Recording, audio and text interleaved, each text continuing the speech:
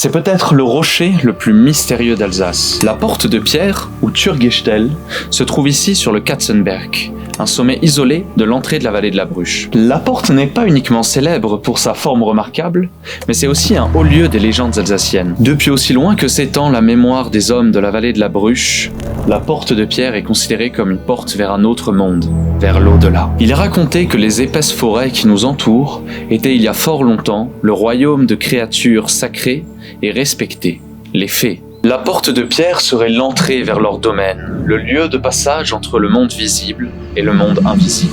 Mais ce n'est pas tout. Ici, sur le Langenberg, non loin de la porte de pierre, se trouve un lieu nommé le Feengarten, en français le jardin des fées. C'est ici, dit-on, qu'autrefois les fées venaient, lors des nuits étoilées, pour danser, et on raconte même qu'elles partaient dans des chariots enflammés au travers de la voûte céleste. C'est ici que les fées auraient bâti leur plus grand ouvrage, l'immense pont des Vosges. Ils devaient, dit-on, passer de la vallée de la Bruche à la vallée de la Magel, plus au sud. La légende raconte encore que les fées, bien avancées dans leur ouvrage, perdirent soudainement leur pouvoir. En fait, dans une petite étable à Bethléem, un enfant était né.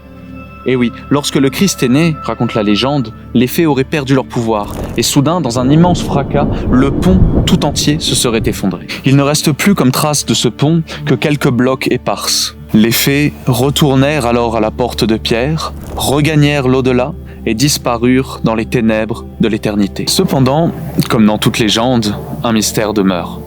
Certaines personnes égarées dans la forêt affirment avoir vu des lumières, et certaines personnes âgées de la vallée disent qu'un jour, peut-être, la porte pourrait se rouvrir.